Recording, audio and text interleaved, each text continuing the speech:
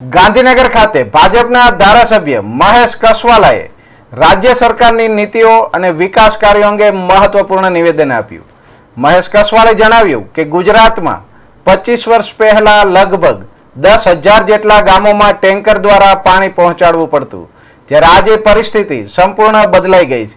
હાલ રાજ્યના દરેક ગામમાં પાણીની પાઇપલાઇન વ્યવસ્થા પહોંચી ગઈ, જે સરકારની દીર્ઘદ્રષ્ટિપૂર્ણ યોજના અને મજબૂત ઇન્ફ્રાસ્ટ્રક્ચરનું પરિણામ છે.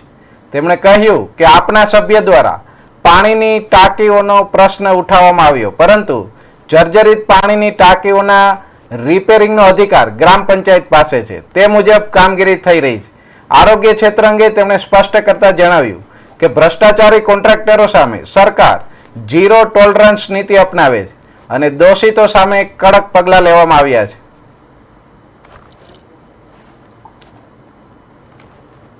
अन्य सभ्यश्री द्वारा કેટલાક ઉઠાવાયેલા પ્રશ્નના સંદર્ભમાં હું બહુ સ્પષ્ટતા કરવા માંગુ છું.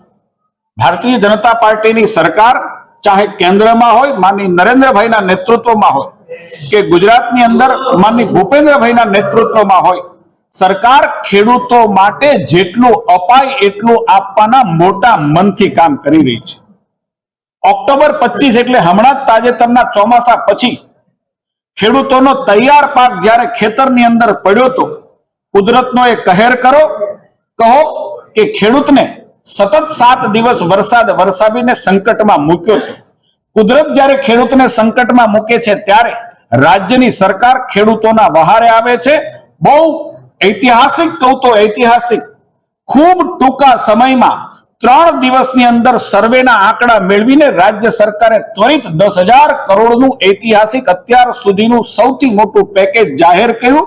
22 દિવસની અંદર ખેડૂતો પાસેથી આવેદન મંગાવવામાં આવ્યા અને મને કહેતા ગર્વ થાય છે કે 30.71 લાખ ખેડૂતોએ જે આવેદક હતા, જેમણે ફોર્મ ભર્યા હતા, એમાંથી 30.54 લાખ એટલે 99.44% ખેડૂતોને 2 મહિનામાં એના ખાતાની અંદર સહાય જમા કરાવવાનું ઐતિહાસિક કામ એ ગુજરાતની સરકારે કર્યું છે અને અન્ય રાજ્યો એ ગુજરાતની આ કામગીરીની પ્રેરણા લે છે.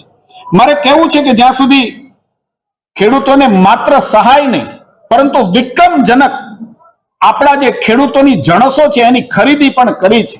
15,000 કરોડની ખરીદી હું માનું છું કે દેશના અન્ય રાજ્યોના કોઈ પણ રાજ્યની સાપેક્ષમાં ગુજરાતની સૌથી મોટી ખરીદી, વિક્રમજનક ખરીદીનો લક્ષ્યાંક એ ગુજરાતે નવો સર કર્યો છે, હાંસલ કર્યો છે. જ્યાં સુધી માનની સભ્યશ્રીએ ભેસાણ તાલુકાના